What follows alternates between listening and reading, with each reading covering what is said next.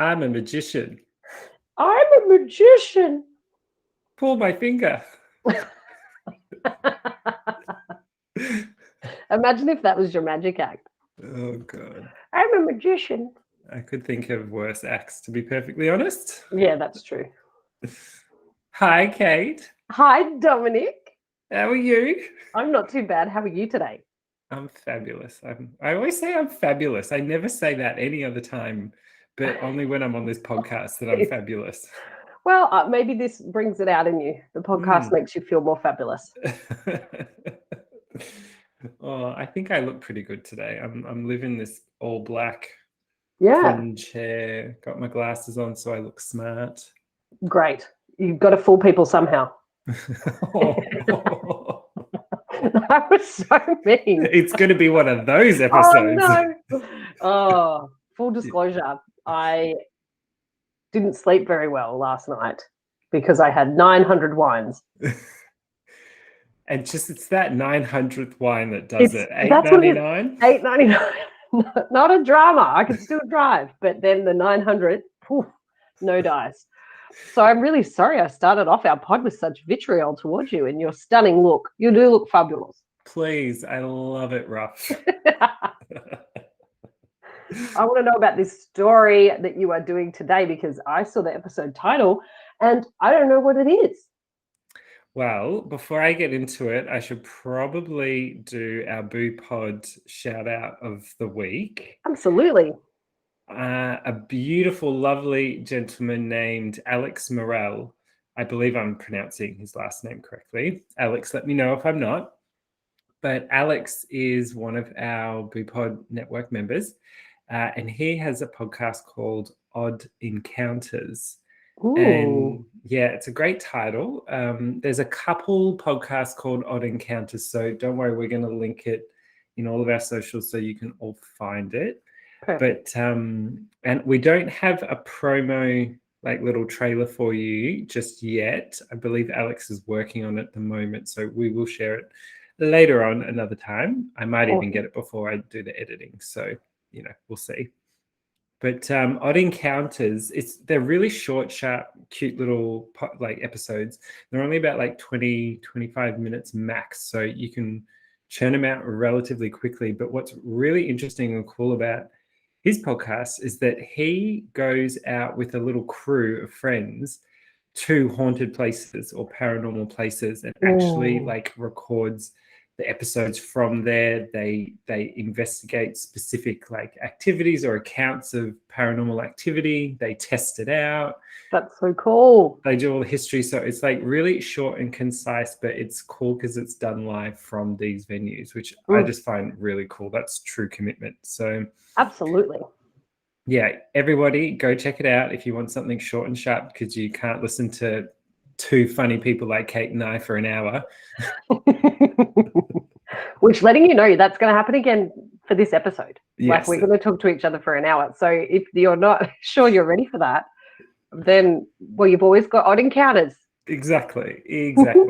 And Alex is such a sweetie. So, yeah, go check it out. But that's our Boo Pod Network shout out for the week, Odd Encounters. But to my story, Kate, I can't believe neither of us actually. It's only the past couple of weeks that I found out who Salvador Alvarenga is.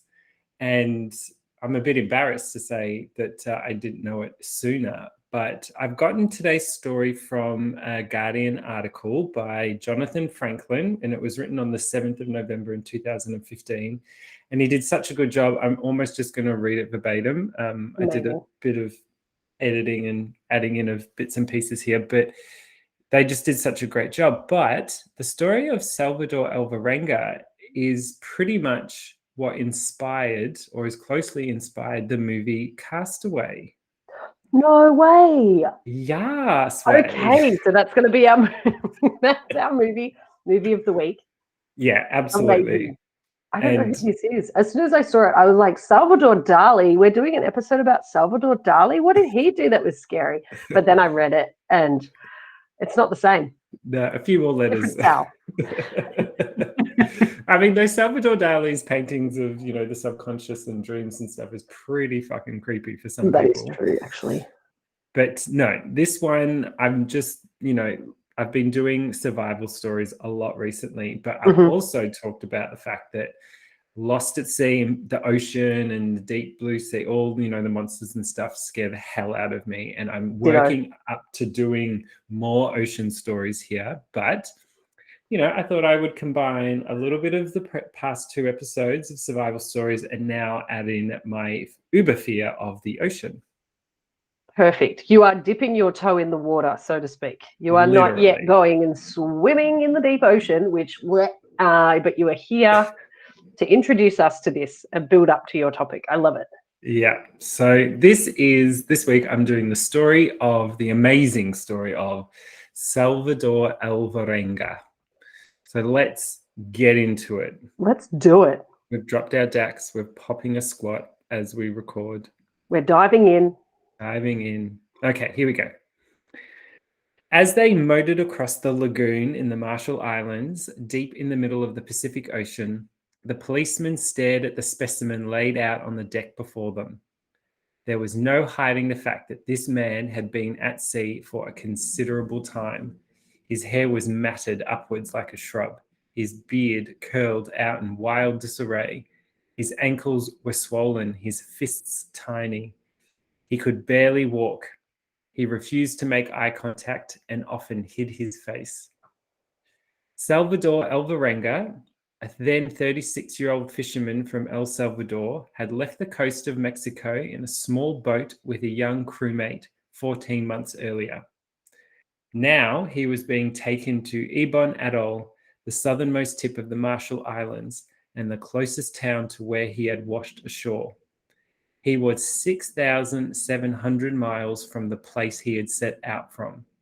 He had drifted for 438 days. Holy moly. Mm. Okay, that's so many days. How many days are there in a year? Someone help me. 365. 64. Yeah, that's what I was saying. That was my next guess. So longer than a whole year, an extra 100 and something days. Right. And the miracle flight of 571 was 72 days, remember? This is significantly longer, very different conditions though. Yeah. Wow. Okay. So, floating across the Pacific Ocean, watching the moon's light ebb and flow for over a year, Alvarenga had battled loneliness, depression, and bouts of suicidal thinking. But surviving in a vibrant world of wild animals, vivid hallucinations, and extreme solitude did little to prepare him for the fact that he was about to become an international celebrity and an object of curiosity. Hallucinations, I can relate. Had a great weekend, Kate. Yeah, fantastic. So he's on an island. Okay, so he wasn't just trapped in his boat for a year. He was on an island. Yeah, you'll find out.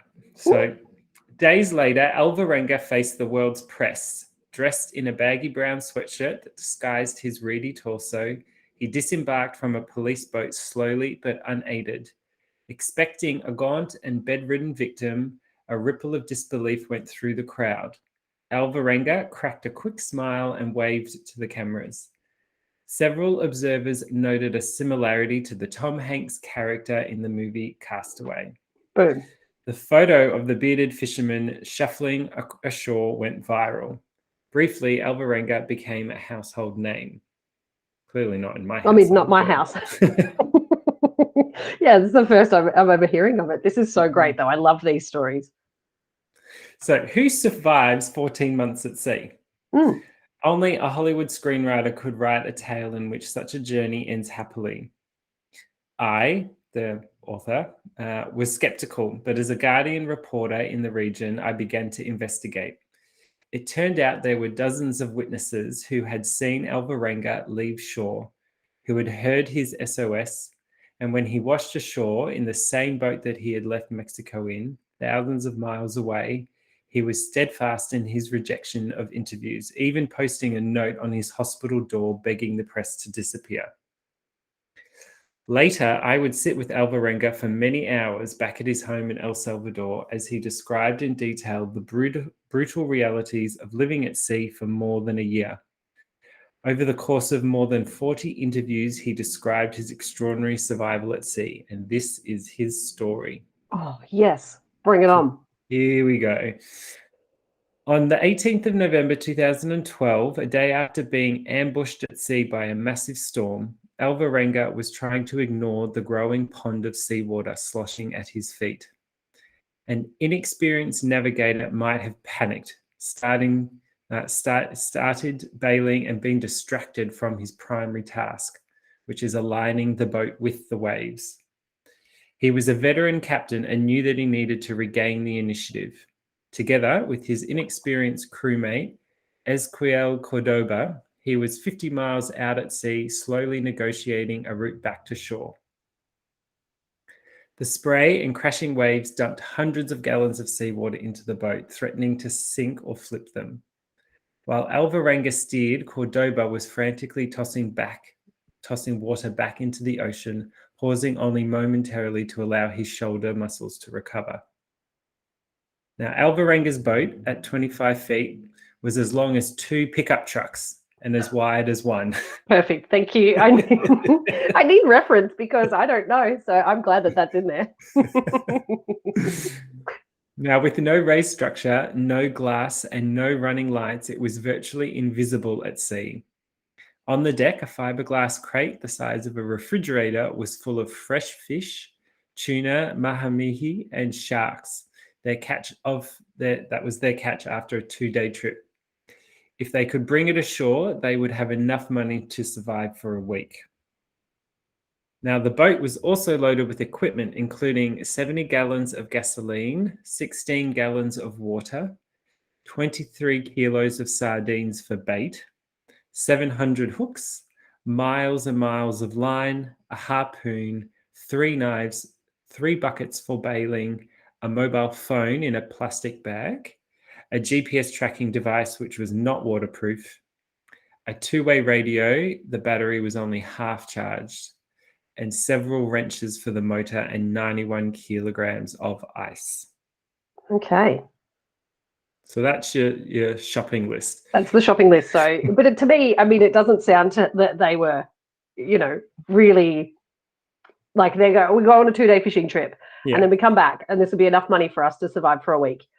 And then he's gone for over a year. Yeah. So I don't know, like obviously they're not putting that in the back of their mind that maybe we'll make the GPS tracker waterproof because we're going into the water. Yeah. And maybe we'll charge the radio fully. Who knows? But it's kind of cool to have that list of like, well, what's on board? What can they make do with? What can we do with what we've got? That's immediately what I was thinking. Yeah, absolutely. I was like, okay, cool. So we've got some food, we've got some stuff, we have got a phone, it's in a bag. Okay, how's this going to fit in? And hindsight's such a beautiful thing, which we will find out very shortly. Excellent. Now, Alvarenga had prepared the boat with Ray Perez, his usual mate and a loyal companion. But at the very last minute, Perez couldn't join him. Alvarenga, keen to get out to sea, arranged to go with Cordoba instead, a 22-year-old with the nickname Piñata, who lived at the far end of the lagoon, where he was best known as a defensive star on the village soccer team. Alvarenga and Cordoba had never spoken before, much less worked together. Oh. Now, Alvarenga tensely negotiated their slow advance toward the coast, maneuvering among the waves like a surfer trying to glide and slice his way through. As the weather worsened, Cordoba's resolve disintegrated. At times, he refused to bail and instead held the rail with both hands, vomiting and crying. He had signed up to make $50. That was all they were going to earn from this. Oh, God, yeah. You'd be like, I didn't sign up for this. I'm not going to bail water for the rest of my, could be the rest of my life for $50. Not worth it. Now, he was capable of working 12 hours straight without complaining and was athletic and strong, but this crashing, soaking journey back to shore, he was sure that their tiny craft would shatter and sharks would devour them. So he began to just scream.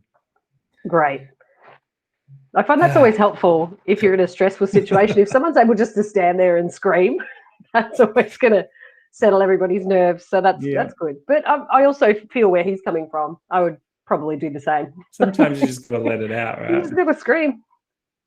Now, Alvarenga remained sitting, gripping the tiller tightly, determined to navigate a storm now so strong that harbour masters along the coast had barred fishing boats from heading out to sea. You know, God damn, you just missed that. Yeah. Cheers. It's like they're the last one to go out. And they were like, oh, actually, let's make that one the last one to go out. This one's going to be really bad, but we'll let them go. No one else is going out. Yeah. He finally noticed a change in the visibility. The cloud cover was lifting. He could see for miles across the water. At around 9 a.m., Alvarenga spotted the rise of a mountain on the horizon. They were approximately 2 hours from land when the motor started coughing and spluttering. Good. He pulled out his radio and called his boss.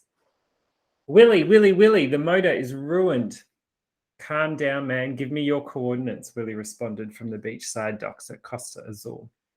We have no GPS. It's not functioning. Lay the anchor, Willie ordered. We have no anchor, Alvarenga said. He had noticed it was missing before setting off, but didn't think he needed it in a deep sea mission. Okay. Okay, we're coming to get you, Willie responded. Come now, I'm really getting fucked out here, Alvarenga shouted, and these were his final words to shore. As the waves thumped the boat, Alvarenga and Cordoba began working as a team. With the morning sun, they could see the waves approaching, rising high above them and splitting open. Each man would brace and lean against the side of the open-hulled boat to counteract the roll. But the waves were unpredictable, slapping each other in midair, joining forces to create swells that raised the men to a brief peak where they could get a third-story view, then, with the sensation of a falling elevator, instantly drop them. Their beach sandals provided them next to no traction on the deck. Yeah. So Alvarenga realized their catch, nearly 500 kilos of fresh fish, was making the boat top-heavy and unstable. With no time to consult his boss, Alvarenga went with his gut. They would dump all the fish. And one by one, they hauled them out of the cooler, swinging the carcasses into the ocean. Falling overboard was now more dangerous than ever. The bloody fish were sure to attract sharks. Oh, absolutely. I just did get, though, just like, it just made me laugh just for a second. Just the picture of someone just like, you know, like the trunch bull when she grabs the kid by the ponytails and like, with these giant fish. I mean, awful scenario. Obviously, we're not making fun of them, but that's what I pictured straight away. Whatever gets you through the story. Oh, yeah, absolutely. That's the point. So they're chumming the waters and they've got little beach sandals on. I assume Crocs or something. So they're slipping. So they're slipping and sliding, getting smashed with waves still. The storm is still going. Oh, okay. I mean, and I don't believe the storm went for all that long, but the fact is that once you are out that far at sea, it doesn't even need to be stormy. The sheer size of waves out at deep sea, it's just phenomenal anyway. And they're not in a boat that's equipped for this whatsoever. No, definitely not. So furious, he picked up a heavy club normally used to kill fish and began to bash the broken engine. Next, they tossed the ice and extra gasoline. Alvarenga strung 50 buoys from the boat as a makeshift sea anchor that floated on the surface, providing drag and stability. But at around 10 a.m., the radio died completely. It was before noon on day one of a storm that Alvarenga knew was likely to last for 5 days. Losing the GPS had been an inconvenience, to say the least. Yeah, definitely agree. I agree with that statement. The failed motor was an absolute disaster, and now without radio contact, they were on their own. The storm roiled the men all afternoon as they fought to bail water out of the boat. The same muscles, the same repetitive motion, hour after hour, had allowed them to dump perhaps half the water. They were both ready to faint from exhaustion, but Alvarenga was also furious. He picked up a heavy club normally used to kill fish and began to bash the broken engine again. Then he grabbed the radio and GPS unit and angrily threw them into the water. Okay. I mean, I know they're not look, working, but like, you really? That's a tantrum. Yeah, that's a tanty. It's a full ocean tanty. Now the sun sank and the storm churned as Cordoba and Alvarenga succumbed to the cold. They turned the refrigerator-sized icebox upside down and huddled inside. Soaking wet and barely able to clench their cold hands into fists, they hugged and wrapped their legs around each other. But as the incoming water sank the boat even further, the men took turns leaving the icebox to bail frantically for 10 to 15 minutes. Progress was slow, but the pond at their feet gradually grew smaller. Darkness shrank their world as a gale-force wind ripped offshore and drove the men farther out to sea. Oh, good. Were they now back to where they had been fishing a day earlier? No. Were they heading towards Acapulco or southern towards Panama? With only the stars as guides, they had lost their usual means of calculating distance, so they didn't even know where they were going. Without bait or fish hooks, Alvarenga invented a daring strategy to catch fish. He kneeled alongside the edge of the boat, his eyes scanning for sharks, and shoved his arms into the water up to his shoulders. With his chest tightly pressed to the side of the boat, he kept his hands steady a few inches apart. When a fish swam between his hands, he smashed them shut, digging his fingernails into the rough scales. Many escaped, but soon Alvarenga mastered the tactic and he began to grab the fish and toss them into the boat while trying to avoid their teeth. Oh my gosh. With the fishing knife, Cordoba expertly cleaned and sliced the flesh into finger-sized strips that were left to dry in the sun. They ate fish after fish, and Alvarenga stuffed raw meat and dried meat into his mouth, hardly noticing or caring about the difference. When they got lucky, they were able to catch turtles and the occasional flying fish that landed inside their boat. Wow. Within days, Alvarenga began to drink his urine and encouraged Cordoba to follow suit. It was salty, but not revolting as he drank, urinated, drank again, peed again, in a cycle that felt as if it was providing at least minimal hydration. But Bear Grylls has taught us that you shouldn't do that. It's just the first one you can have. Because then when you keep having the other ones, they just become more and more toxic. So there's our survival tip for you for this episode is you can, if you need to drink your PP, you can, but just do the first one. So make sure you hold it for a really good one that's going to fill up a big bottle, and then you can drink that, but don't drink it after you've had it. That's what I've learned.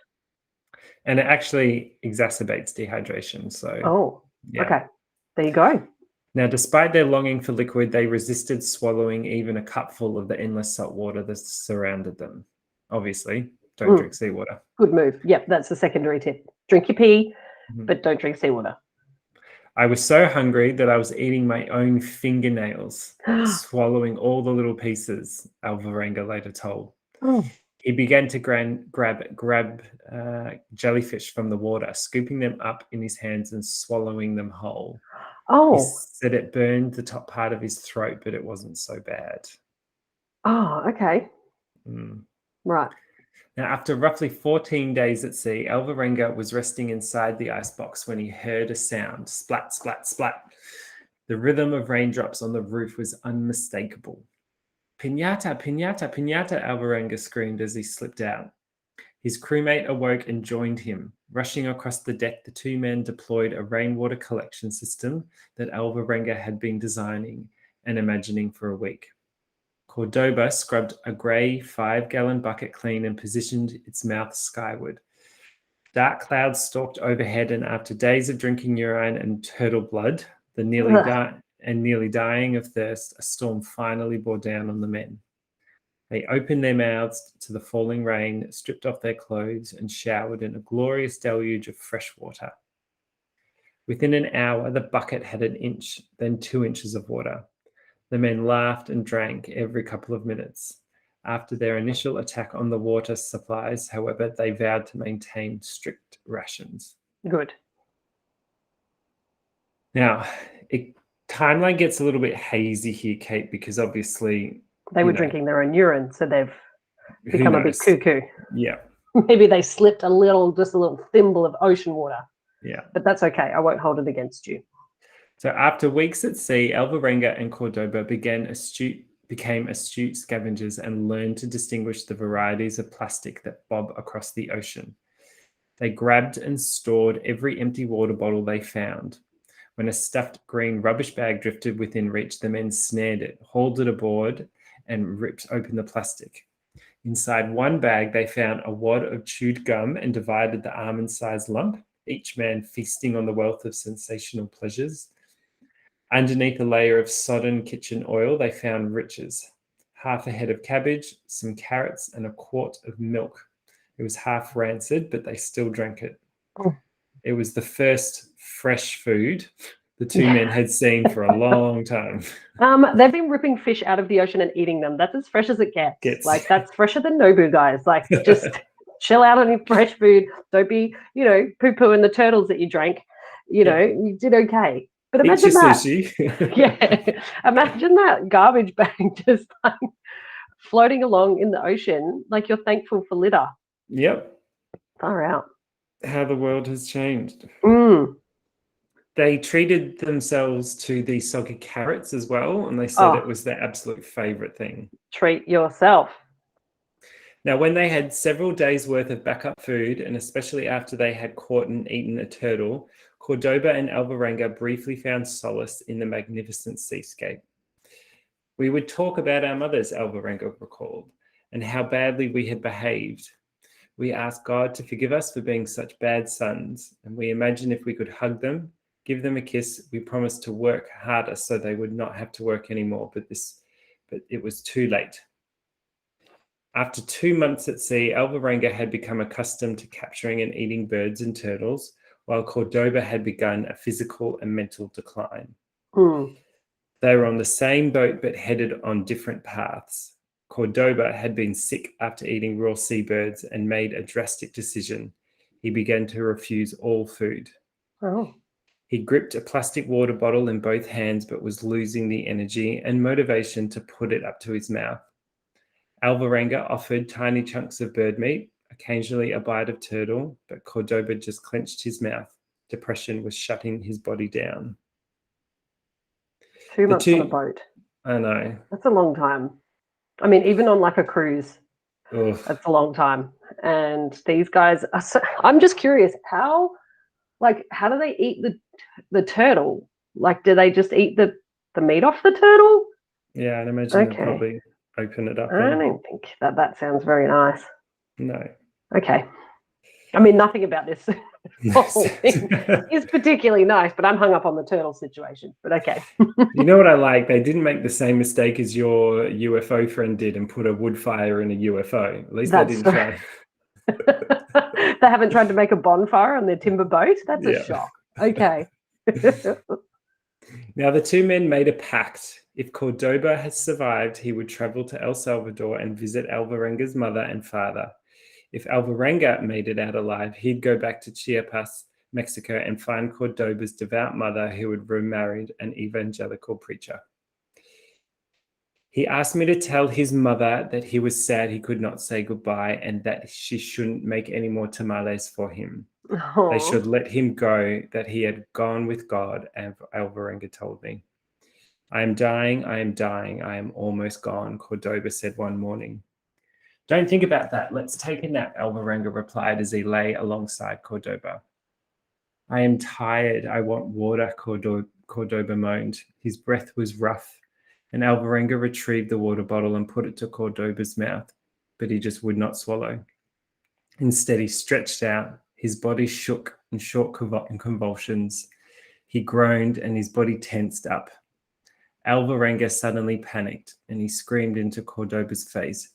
Don't leave me alone. You have to fight for life. What am I going to do here alone? To deal with losing his companion, Alvarenga simply pretended he hadn't died. How do you feel? He would ask the corpse. Obviously, Cordoba didn't reply, and moments later, he had died with his eyes open. Oh. Alvarenga says, I propped him up to keep him out of the water. I was afraid a wave might wash him out of the boat. I cried for hours, and the next morning he stared at Cordoba in the bow of the boat. He asked the corpse, how do you feel? How was your sleep? I slept good, and you? Have you had breakfast? Alva answered on his own. He answered his own questions aloud as if he were here. So Cordoba was speaking to him from the afterlife, he thought. Okay, yeah. So this is that sort of Wilson inspo sort of Yeah, thing from Castaway. That is really sad. absolutely. You know, like that's the only companionship that you have in an already shitty situation. And yeah, you can, oh, that's really sad. Yeah, the easiest way to deal with losing his only companion was simply to pretend he just hadn't died. Mm. So 6 days after Cordoba's death, Alvarenga sat with the corpse on a moonless night in full conversation, when, as if waking from a dream, he was suddenly shocked to find he was conversing with the dead. First, I washed his feet. His clothes were useful, so I stripped off a pair of shorts and a sweatshirt. I put that on. It was red with a little skull and crossbones, and then I dumped him in. And as I slid him into the water, I fainted. Oh. When he awoke just minutes later, Alvarenga was terrified. What could I do alone without anyone to speak with, he told me. Why had he died and not me? I had invited him to fish. I blame myself for his death. But his will to live and fear of suicide, he was rather religious, and his mother had assured him that those who kill themselves will never go to heaven. That kept him searching for solutions and sourcing the ocean's surface for ships. Sunrise and sunset were best, as blurry shapes on the horizon were transformed into neat silhouettes and the sun was bearable. With his eyesight fine-tuned, Alvarenga could now identify a tiny speck on the horizon as a ship. As it approached, he would identify the type of vessel, usually a trans-Pacific container ship, as it growled by. These sea barges ploughed the sea effortlessly, and with no visible crew or activity on deck, they were like drones at sea.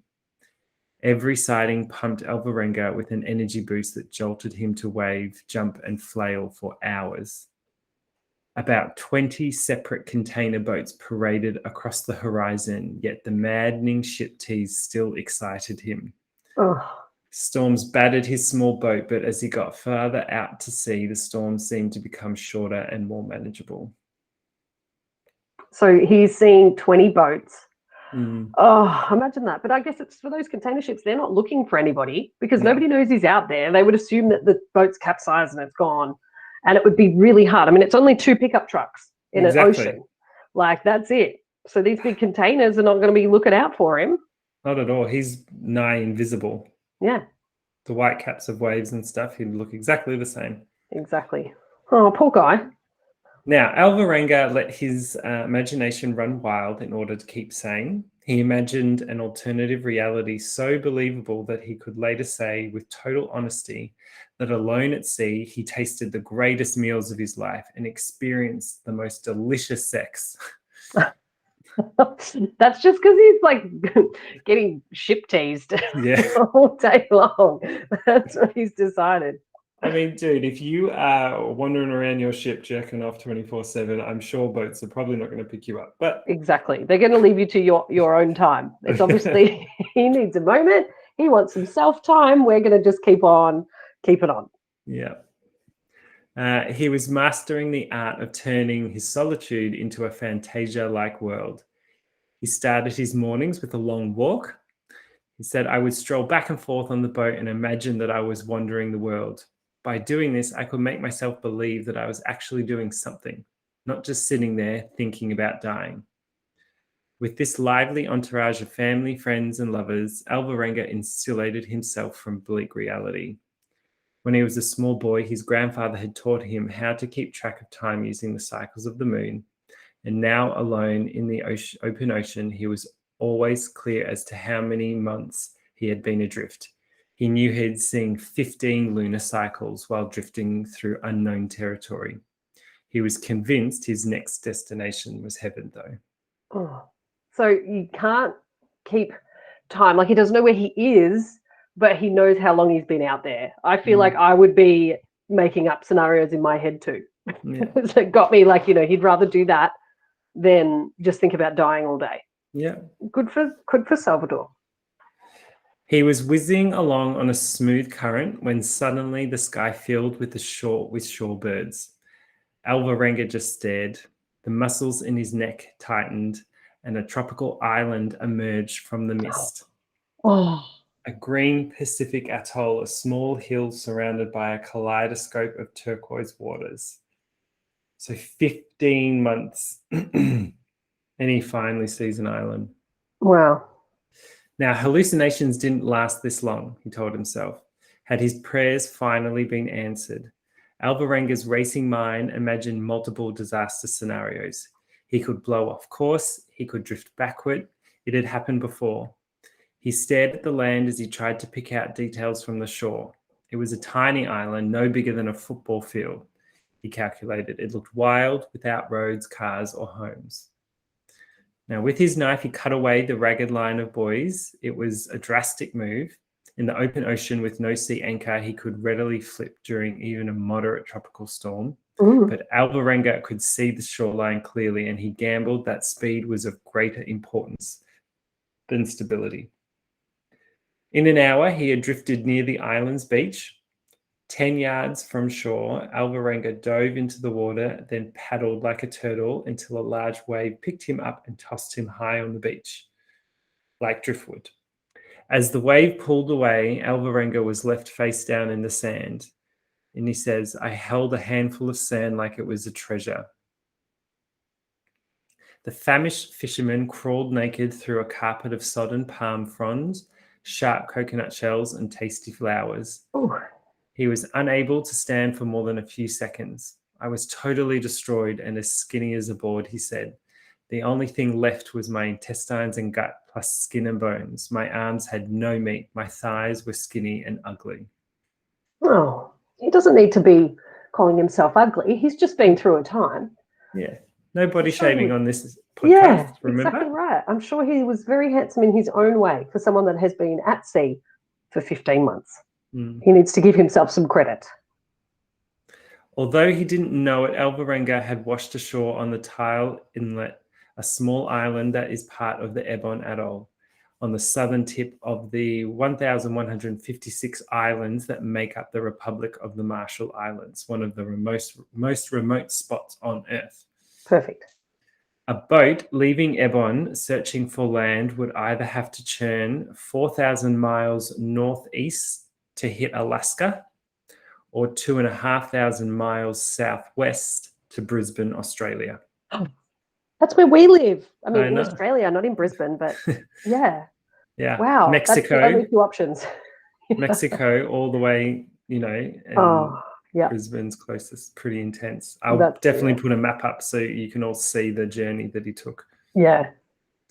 Had Alvarenga missed Ebon, he would have drifted north of Australia, possibly running aground in Papua New Guinea, but more likely continuing another 3,000 miles towards the eastern coast of the Philippines. Wow. And the Marshall Islands are tiny. Like, the chances of him hitting this are pretty intense. You got to see a map to get it. Okay. As he stumbled through the undergrowth, he suddenly found himself standing across a small canal from the beach house of Emmy Libok-Meto and her husband, Russell. Oh. As I'm looking across, I see this white man there, said Emmy, who works husking and drying coconuts on the island. He's just yelling. He looks weak. He looks hungry. My first thought was, this person swam here. He must have fallen off a ship. After tentatively approaching each other, Emmy and Russell welcomed him into their home. Alvarenga drew a boat, a man, and the shore. Then he just gave up. How could he explain a 7,000-mile drift at sea with stick figures? Jeez. His impatience simmered. He asked for medicine. He asked for a doctor. The native couple smiled and kindly shook their heads. Even though we did not understand each other, I began to talk and talk, Alvarenga told me. The more I talked, the more we all roared with laughter. I'm not sure why we were laughing. I was just laughing at being saved. Yeah, you would. You'd be hysterical. Yeah. Oh, wowie. Now, after a morning of caring for and feeding the castaway, Russell sailed across a lagoon to the main town and port on the island of Ebon to ask the mayor for help. Within hours, a group, including police and a nurse, had come to rescue Alvarenga. They had to persuade him to get on a boat with them back to Ebon. Oh yeah, you'd have a bit of a That'd be a soft spot, that one. Yeah. I really prefer not to go on a boat ever again. Haven't you got a helicopter? Yeah. Got anything else? Oh, hovercraft, something. Now, while they nursed this wild-looking man back to health and tried to coax out details of his journey, a visiting anthropologist from Norway alerted the Marshall Islands Journal.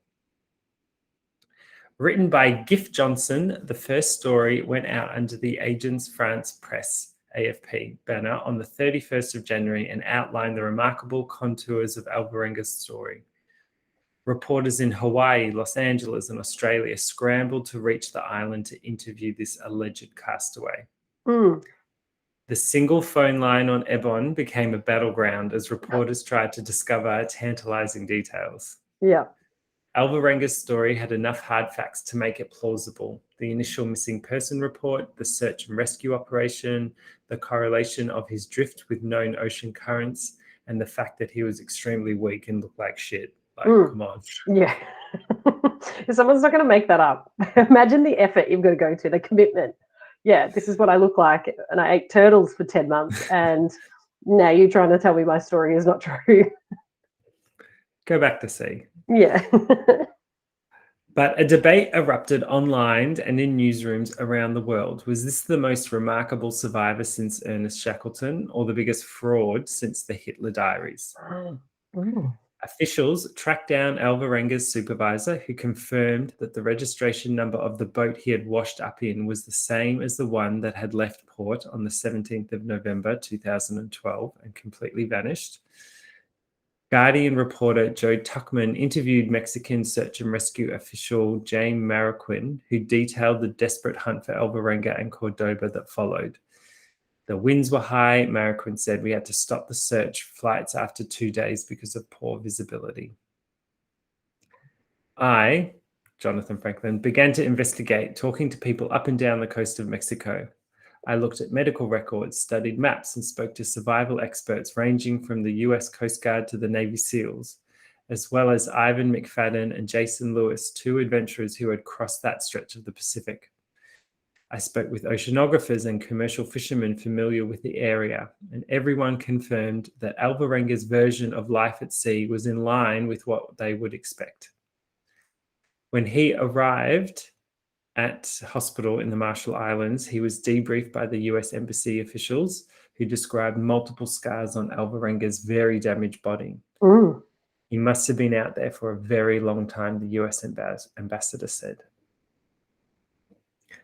Now, meanwhile, back in the Marshall Islands, Alvarenga's medical condition steadily worsened. Oh, no. His feet and legs were so swollen. Now, the doctors suspected the tissues had been deprived of water for so long that they now soaked up everything. Oh, but I know. That doesn't sound pleasant.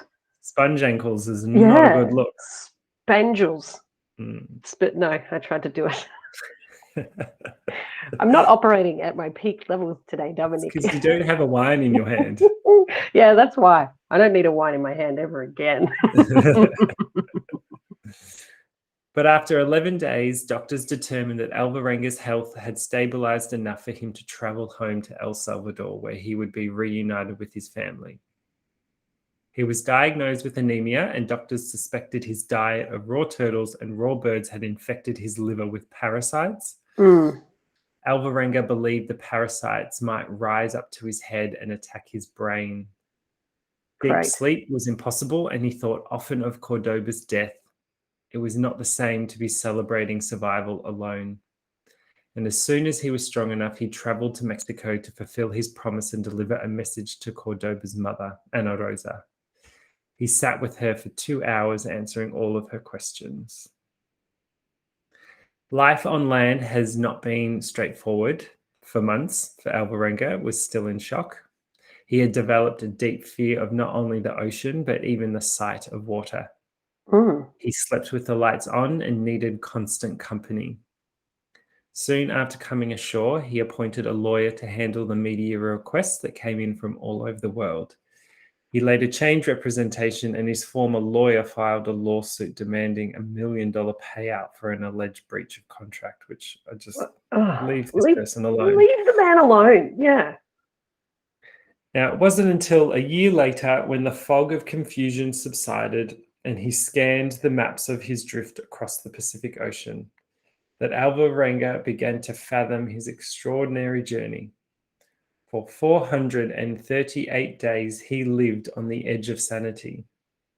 I suffered hunger, thirst, and extreme loneliness, and it didn't take my life, Alvarenga says. You only get one chance to live, so appreciate it. Fair. And that is the story of Salvador Alvarenga.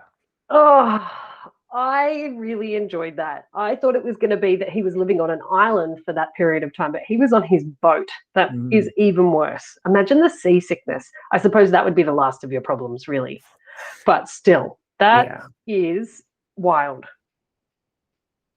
Yeah, I think it was, like, I know I started this episode talking about the fear of the ocean, and obviously that's very still real for me. And one day I'll do an episode on, you know, the things that live in the ocean and how deep things are. I'll go through all of that sort of stuff, but I've always been fascinated with being lost at sea, and the fear is not so much the ocean itself. I mean, of course, sharks, blah, blah, blah. That would, you know, paralyze me with fear, but it's also then like the psychological sort of the fear of loneliness, which I know I've talked about previously, you know, fear of death and survival and all that sort of stuff. I just, again, it's those survival stories that really fascinate me lately, because I think they're such a great window into how shit and bricks they are.